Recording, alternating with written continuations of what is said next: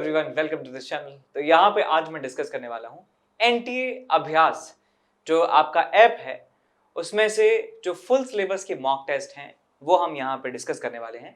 इससे पहले भी हम ढेर सारे सवाल जो हैं डिस्कस कर चुके हैं, बहुत सारे सवाल डिस्कस कर चुके हैं एनटीए के। यदि आप अभी तक चेकआउट नहीं कर पाए उनको तो हमारे चैनल पर nkcsir_IITD पर आप जाइए, प्लेलिस्ट सेक्शन पर आप जाएंगे तो वहां पे आपको मिलेगा एनटीए अभ्यास नाम की प्लेलिस्ट मिलने वाली है, एनटीए अभ्यास। ठीक है, तो वो आप चेकआउट कर सकते हैं। उसमें ढेर सारे इंपॉर्टेंट सवाल हैं जो बहुत ज्यादा इंपॉर्टेंट होंगे जेईई मेन के लिए। ठीक है, तो आप जरूर प्रैक्टिस कीजिए उन सारे सवालों की। और हम दोबारा से अपना फेज 2 जो है इसका स्टार्ट करने जा रहे हैं। सवाल है हमारे पास कुछ ऐसा, an open organ pipe open at one and. जो ऑर्गन पाइप है वो एक साइड से ओपन है, दूसरी साइड से क्लोज्ड है। Is vibrating in is first overtone, इसके अपने फर्स्ट ओवरटोन में वाइब्रेट कर रहा है।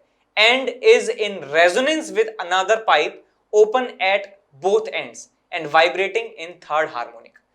तो पहला जो पाइप है जो क्लोज्ड है एक एंड, जिसका यानी कि क्लोज्ड ऑर्गन पाइप है, वो वाइब्रेट कर रहा है फर्स्ट ओवरटोन में और दूसरा वाला थर्ड हार्मोनिक में वाइब्रेट कर रहा है। तो ये जो ओपन है ये थर्ड हार्मोनिक इसका बनाना है, थर्ड हार्मोनिक। और ये हमारे पास जो है इसका फर्स्ट ओवरटोन हमें बनाना है, फर्स्ट ओवरटोन। तो एक बात तो हम जानते हैं कि इसका जो फ्रीक्वेंसी होता है फंडामेंटल फ्रीक्वेंसी होता है v/4L, speed of sound upon 4 × L। और यहां पे जो फंडामेंटल फ्रीक्वेंसी है वो होता है हमारे पास v/2L। और यहां पे सिर्फ ऑड हार्मोनिक्स चलते हैं, यानी कि इसको फर्स्ट हार्मोनिक कहा जाएगा। उसके बाद डायरेक्ट थर्ड हार्मोनिक हमको देखने को मिलेगा और थर्ड हार्मोनिक को ही फर्स्ट ओवरटोन कहा जाता है। का मतलब हुआ थर्ड हार्मोनिक। तो थर्ड हार्मोनिक की जो फ्रीक्वेंसी है मैं लिख सकता हूं, थर्ड हार्मोनिक या फर्स्ट ओवरटोन की फ्रीक्वेंसी आपको मिलने वाली है F1 = 3v/4L1 के बराबर। इसका लेंथ में मान लेता हूं L1 के बराबर है।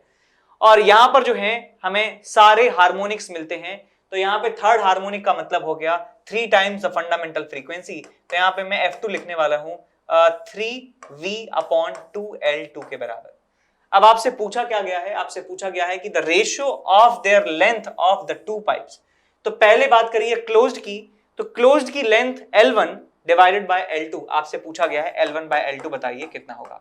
और कहा भी है कि ये दोनों रेजोनेंस में, इसका मतलब इन दोनों की फ्रीक्वेंसी बराबर है। तो फ्रीक्वेंसी बराबर है तो 3v/4L1 is equal to 3v/2L2। तो यहां से 3v से 3v कैंसिल आउट हो गया है, 2 से चला गया है 2 बार और आपको मिल जाता है L2 is equal to 2L1। तो यहां से L1/L2 आपको मिल जाता है किसका, 1/2 के बराबर। सो L1/L2 यानी कि उनका रेशियो जो है लेंथ का that will be equal to 1/2, that will be equal to 1/2। Answer will be 1/2। Hello my dear students, I am Neeraj Kumar Chaudhary your physics teacher. बच्चों, एक बहुत ही इंपॉर्टेंट इन्फॉर्मेशन लेके आया हूं अगेन आपके लिए। Unacademy champions league is back again.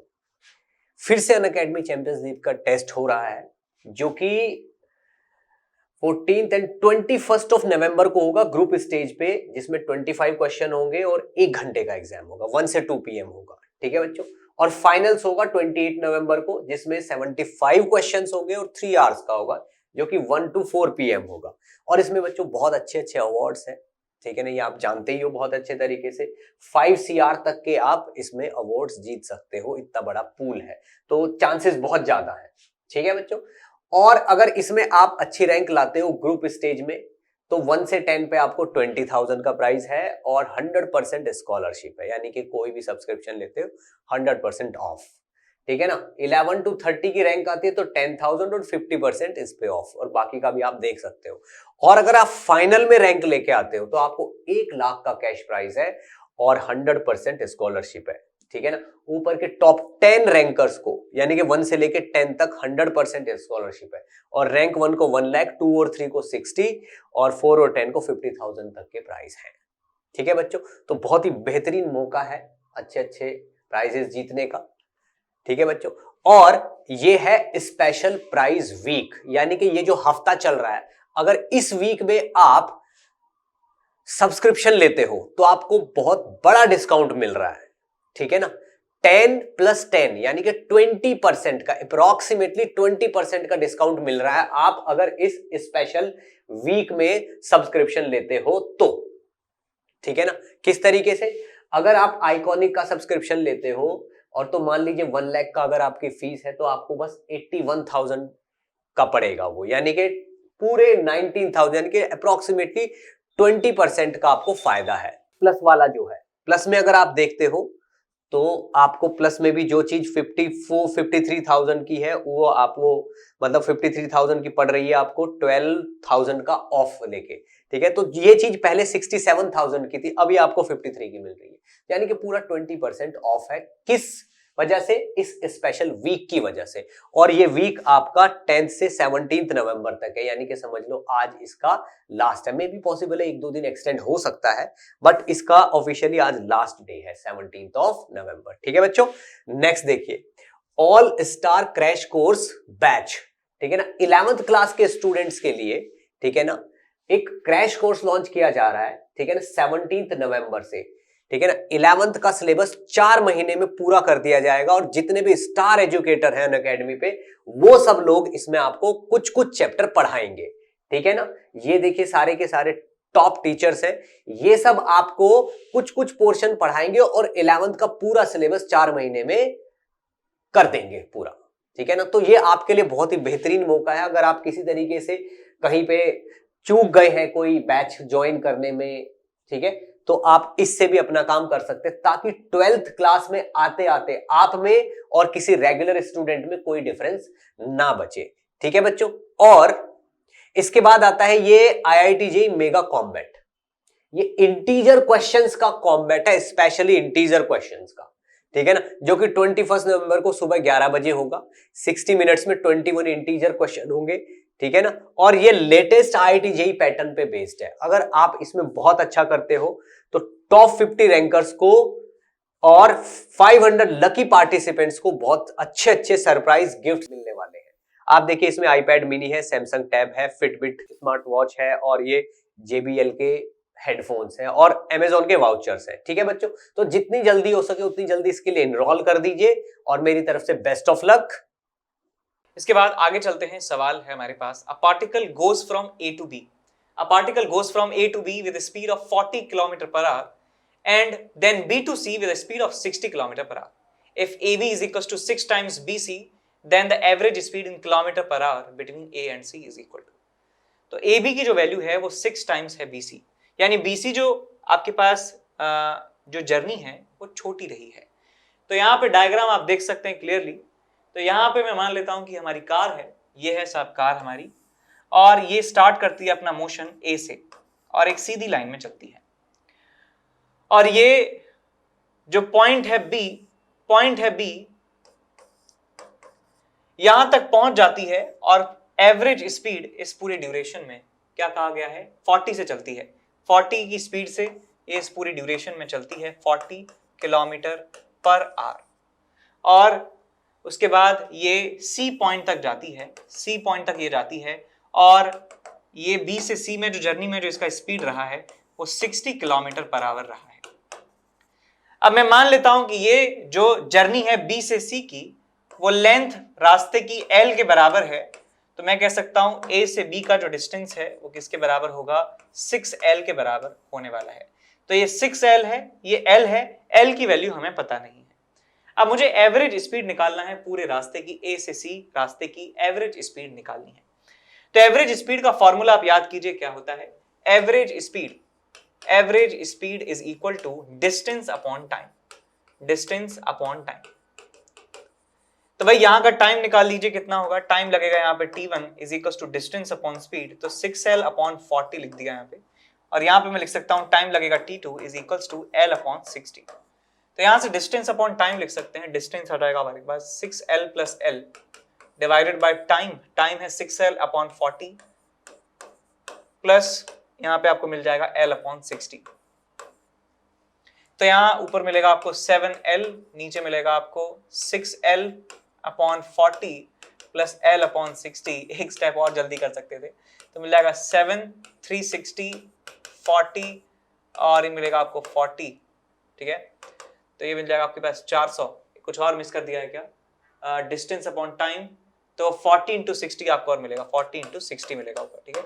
So 7 into 40 into 60 divided by 400, 0 0 0 0, 4 से गया 4 बार, 7 6 42, 42 किलोमीटर पर आवर आपको यहाँ पे आंसर मिल जाता है, 42 किलोमीटर पर आवर। तो एवरेज स्पीड ए से सी जो जर्नी है उसकी कितनी हो जाएगी, 42 किलोमीटर पर आवर। इसके बाद चलते हैं अगले सवाल की तरफ। सवाल है हमारे पास कुछ ऐसा, the position vector of particle is determined by the expression this is the expression for the position vector, ठीक है, पोजीशन वेक्टर का एक्सप्रेशन है। और यहाँ पे ये इसका x कंपोनेंट जो है वो टाइम के साथ वेरी होता है, y कंपोनेंट भी x के टाइम के साथ वेरी होता है, और z कंपोनेंट जो है कांस्टेंट है। आपको बताना है कि magnitude of its displacement in first 2 second, यानी कि t बराबर 0 से t बराबर 2 के बीच में वो कितना शॉर्टेस्ट डिस्टेंस ट्रेवल कर चुका है, ये हमें पता लगाना है। तो हम जानते हैं कि डिस्प्लेसमेंट होता है final position minus initial position, r final minus r initial vector. तो मैं t बराबर 2 पे मैं r वेक्टर की वैल्यू निकालूंगा और t बराबर 0 पे r वेक्टर की वैल्यू निकालूंगा, और दोनों का डिफरेंस मुझे कैलकुलेट करना होगा। तो मैं निकाल सकता हूं कि क्या होगा डिस्प्लेसमेंट, और उसका मैग्नीट्यूड निकाल लेंगे तो मैग्नीट्यूड ऑफ डिस्प्लेसमेंट हमें मिल जाएगा, which is the shortest distance between the initial and final position. तो भाई यहाँ पे फाइनल पोजीशन वेक्टर निकालिए, टाइम की वैल्यू रख दीजिए 2 के बराबर, तो आ जाएगा 2 4 8 8 i cap plus 6 j cap plus 9 k cap, याद आएगा आपके पास final position vector minus t की वैल्यू 0 पुट करिए यहाँ पे, तो आपको इनिशियल पोजीशन वेक्टर मिल जाएगा, which is 0 I cap plus 0 J cap plus 9 k cap, तो आ जाएगा आपके पास 9 के कैप। तो आप सॉल्व कर लीजिए इसे, 9 के कैप से 9 के कैप कैंसिल आउट हो गया, 8 i cap plus 6 j cap आपको आंसर मिल जाता है। इसका मैग्नीट्यूड निकाल लीजिए, 8 8 64 36 का under root is equal to 10 metre आपको आंसर मिल जाता है। तो 10 metre is the magnitude of displacement in this given time interval.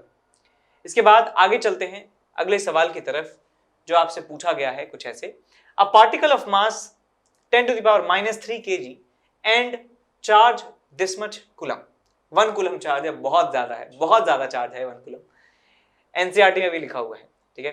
तो अब मुझे पेज नंबर लिख के बताइए कि एनसीईआरटी के कौन से पेज नंबर पे लिखा हुआ है कि जो 1 कूलम चार्ज है वो बहुत बहुत ज्यादा होता है, ठीक है। पिन करेंगे फिर इस कमेंट को। Is initially at rest, initially जो है उसको रेस्ट पे रखा गया है। At time t is equals to 0 the particle come under the influence of electric field, इस इलेक्ट्रिक फील्ड के इन्फ्लुएंस में आता है। इलेक्ट्रिक फील्ड है कुछ ऐसे, E naught sin omega t I cap, where E naught is this, omega is this, consider the effect of only electrical forces on the particle। यहाँ पे चेतावनी दे दी है कि भाई इलेक्ट्रिकल फोर्सेस को ही आपको कंसीडर करना है, बिकॉज यहाँ पे चेंजिंग इलेक्ट्रिक फील्ड है, ऑसिलेटरी इलेक्ट्रिक फील्ड है, तो आपको कोई भी मैग्नेटिक इफेक्ट जो है उसका नहीं देखना है। तो बताना है कि मैक्सिमम स्पीड कितना इसका हो सकता है attained by the particle at a subsequent time is equal to, तो इसका मैक्सिमम स्पीड इसके रिजल्टेंट मोशन में कितना हो सकता है ये हमें कैलकुलेट करना है। तो इस सवाल को करने के एक से ज्यादा तरीके हैं, लेकिन मैं आपको सबसे आसान तरीका बता रहा हूं जिसमें आपको कोई भी जो है ज्यादा सावधानियां रखने की जरूरत नहीं होगी। तो वो सबसे आसान तरीका ये है कि यदि मुझे चार्ज दिया है, मुझे इलेक्ट्रिक फील्ड दिया है, तो मैं निकाल सकता हूं कि इसके ऊपर लगने वाला फोर्स। तो फोर्स आ जाएगा हमारे पास Q इंटू ई नॉट, और आ जाएगा यहाँ पे sine of omega t, sine of omega t. मुझे फोर्स पता है as a function of time, force को लिख सकता हूं मास इंटू एक्सेलरेशन, तो मास इंटू एक्सेलरेशन, एक्सेलरेशन हो जाएगा हमारे पास dv बाई dt, और ये आ जाएगा आपके पास Q E naught sine of omega t. आप दोनों तरफ जो है आप dt को इधर ले जाइए, पहले तो dt को इधर ले जाएंगे, dt को ले गए थे, दोनों तरफ जो है इंटीग्रेट कर दीजिए। तो t बराबर 0 पे कहा गया है कि पार्टिकल जो है वो रेस्ट पे होता है, और t बराबर t पे मैं मान लेता हूं इसका वेलोसिटी हो जाता है v, तो आपको यहां से मिलेगा m v माइनस 0। देखिए जब भी ध्यान देना इस चीज का कि जब भी आपके पास इंटीग्रेशन में साइन है, कॉस है, e raise to the power है, ln है, तो आपको final limit minus initial limit put करना है मैनुअली, ठीक है। गलती के चांसेस बहुत सारे होते हैं। मान लीजिए यहाँ पे यदि 1 होता, मान लीजिए गलती से यहाँ पे 1 होता और हमें आदत लगी हुई है dv का इंटीग्रेशन v लिखने की, तो आंसर गलत हो जाता, बिकॉज dv का इंटीग्रेशन 1 से v में होगा v माइनस 1। तो आप हमेशा जब भी ऐसे टाइप के फंक्शन हो, साइन हो, कॉस हो, e raise to the power हो, ln हो, तो आप प्रॉपरली चाहे एक स्टेप ज्यादा लग जाए, final limit minus initial limit लिखा करिए। जैसे बताऊंगा यहाँ पे क्या गलती होगी। तो क्यू ई नॉट यहाँ पे लिख दिया, साइन ओमेगा टी का इंटीग्रेशन हो जाएगा ओमेगा माइनस में कॉस ओमेगा टी, और यहाँ पे 0 से t लिख दिया। तो जनरली हम क्या करते हैं कि लोअर लिमिट रख के मान लेते हैं कि 0 ही आएगा, तो यहाँ पे लेकिन ऐसा नहीं होगा। यहाँ पे आप लिखेंगे तो आपको मिलेगा Q E naught divided by omega, यहाँ पे रखेंगे आप t, तो आएगा आपके पास माइनस में कॉस ओमेगा टी और मिलेगा माइनस में कॉस 0 विच इज 1। तो आपको ये रिजल्ट मिलता है यहाँ पे माइनस माइनस 1 प्लस 1।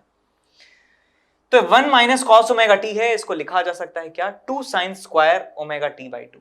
तो यहाँ पे आ जाएगा आपके पास q E naught divided by omega, और यहाँ आ जाएगा आपके पास 2 sine square omega t by 2, sine square omega t by 2। तो यह आ जाएगा आपके पास m into v, m into v. आप क्या कर सकते हैं यहाँ पे, आप यहाँ पे वेलोसिटी निकाल सकते हैं। वेलोसिटी हमारे पास आ जाएगा Q E naught divided by m into omega, और आ जाएगा यहाँ पे 2, और यहाँ आ जाएगा आपके पास sine square omega t by 2, sine square omega t by 2। तो आप देख सकते हैं कि ये वाला जो एक्सप्रेशन है, ये जो वेलोसिटी है, ये डिपेंड करती है किस पे, टाइम पे डिपेंड करती है। ये वाला जो फंक्शन है ये डिसाइड कर रहा है कि इसका वैल्यू क्या रखना है। तो अलग अलग टाइम पे अलग अलग वैल्यू इसकी आ सकती है। हमें मैक्सिमम वैल्यू निकालना है, तो मैक्सिमम वैल्यू निकालना है तो लेफ्ट हैंड साइड को मैक्सिमम करना है, इसका मतलब राइट हैंड साइड को भी मैक्सिमम करना है। और साइन स्क्वायर कोई भी एंगल है, इसकी मैक्सिमम वैल्यू हो सकती है 1 के बराबर, तो यहाँ आ जाएगा आपके पास 1, तो वी मैक्स आपको मिल जाता है, ये वैल्यू आ जाएगी आपके पास 1, maximum will be equal to 2 Q E naught divided by m into omega. तो आ जाएगा आपके पास 2, चार्ज की वैल्यू है 1 कूलम, ई नॉट की जो वैल्यू है आपके पास है 1 न्यूटन पर कूलम, और नीचे आ जाएगा mass which is 10 to the power -3, omega 10 to the power +3, तो 10 टू द पावर 3 से 10 to the power -3 cancel out हो गया, आंसर आ गया आपके पास 2 के बराबर। तो 2 मीटर पर सेकेंड मैक्सिमम स्पीड जो है यहाँ पे हो सकती है चार्ज पार्टिकल की। इसके बाद चलते हैं अगले सवाल की तरफ। सवाल आपसे कहता है A point object is moving with a speed v in front of an arrangement of 2 mirrors as shown in figure। तो 2 मिरर है हमारे पास, 2 प्लेन मिरर हैं, एक मिरर है m2, एक मिरर है m1, और दोनों कुछ इस तरीके से रखे हुए हैं कि दोनों के बीच में एंगल जो है वो 180 माइनस थीटा के बराबर है। दोनों एंगल जो है इनके बीच में वो 180 माइनस थीटा के बराबर है, और एक पार्टिकल के पास वेलोसिटी है v इस तरह। तो आपको बताना है कि velocity of image in mirror m1 with respect to the image in mirror m2 is n times v sin theta, then find the value of n। इसका मतलब ये हुआ कि velocity of image मैं मान लेता हूं मिरर नंबर 1 में m1 के बराबर है vm1, और मिरर 2 में जो इमेज का वेलोसिटी है वो vm2 के बराबर है। तो आपको बेसिकली ये वाला रिलेशन निकालना है कि m2 मिरर के अंदर जो इमेज बनेगी उसके रेस्पेक्ट में मिरर m1 के अंदर बनने वाली इमेज का रिलेटिव वेलोसिटी निकालना है। तो ये एक्सप्रेशन आपको कैलकुलेट करना है m1 m2 वेक्टर। तो चलिए स्टार्ट करते हैं सॉल्व करना। इस डायग्राम को मैं दोबारा बना देता हूं थोड़ा सा बड़ा करके। तो यहां हमारे पास है एक मिरर, ऐसा मिरर का नाम है क्या, मिरर का नाम है m2, मिरर का नाम है m2।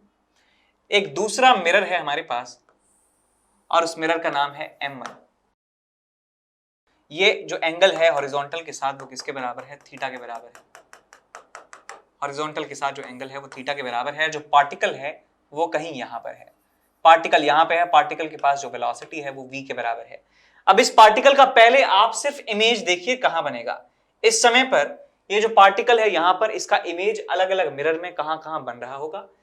तो जितना डिस्टेंस इस मिरर m2 से है उतना ही डिस्टेंस नीचे इसका एक वर्चुअल इमेज बन रहा होगा। और हम जानते हैं कि जो मिरर के पैरेलल वेलोसिटी का कंपोनेंट होता है वो एज इट इज इमेज को दे दिया जाता है। यानी कि ऑब्जेक्ट v से इधर जा रहा है तो ये मिरर के पैरेलल वेलोसिटी है, कह सकते हैं कि नॉर्मल के परपेंडिकुलर वेलोसिटी है, तो ये एज इट इज इमेज के पास आ रही होगी। तो यहाँ पे वेलोसिटी ऑफ इमेज m2 मैं लिख सकता हूं इस तरफ होगा और उसका मैग्नीट्यूड होगा v के बराबर। अब जितना डिस्टेंस इस ऑब्जेक्ट का इस मिरर से है परपेंडिकुलर डिस्टेंस, उतना ही परपेंडिकुलर डिस्टेंस, उतना ही डिस्टेंस दूर, ये मान लीजिए डिस्टेंस d के बराबर है तो d डिस्टेंस नीचे ही इसका इमेज बन रहा होगा। इसका इमेज बन रहा होगा यहां पर, ये 0 है तो ये 2 है और ये 1 है। अब आप क्या करिए, कुछ यहाँ पे मैं लाइंस बना देता हूं, लीडिंग लाइंस बना देता हूं। एक लाइन बना दी ऐसे, एक लाइन बना दी इस मिरर के पैरेलल और एक लाइन बना दी मिरर के परपेंडिकुलर। ऐसे यहां पे मैंने लाइन बना दी एक मिरर के पैरेलल और एक मिरर के परपेंडिकुलर, और कुछ हॉरिजॉन्टल लाइंस भी बना दीजिए कि बेटा ये एंगल थीटा है हॉरिजॉन्टल इंक्लाइन का, तो ये एंगल भी थीटा होगा, और हॉरिजॉन्टल का इंक्लाइन के साथ भी ये एंगल भी थीटा होने वाला है। तो वेलोसिटी इसके दो कंपोनेंट कर लीजिए, एक प्लेन के, इस प्लेन के पैरेलल और इस प्लेन के परपेंडिकुलर। तो दो कंपोनेंट हमें मिल जाते हैं, कौन कौन से? दो कंपोनेंट मिल जाते हैं v cos थीटा और एक कंपोनेंट मिल जाता है v sin थीटा। तो जो प्लेन, इस प्लेन मिरर के पैरेलल कंपोनेंट है वो एज इट इज इसको ट्रांसफर हो जाएगा, तो इसका एक वेलोसिटी का कंपोनेंट होगा v cos थीटा, और जो एक कंपोनेंट है v sin थीटा मिरर की तरफ, वो इस तरफ इसको मिल जाएगा उल्टा होके, इसके पास एक कंपोनेंट होगा v sin थीटा। ठीक है, तो हमें इसकी वेलोसिटी के कंपोनेंट्स भी मिल चुके हैं, लेकिन मैं सबको i कैप और j कैप में ही लिखना पसंद कर रहा हूं। तो यहाँ पे इस डायरेक्शन में जो यूनिट वेक्टर है i कैप मानेंगे, इस डायरेक्शन में यूनिट वेक्टर को j कैप मानेंगे। तो मैं vm2 तो लिख सकता हूं क्लियरली, कितना आ जाएगा आपके पास v i कैप के बराबर।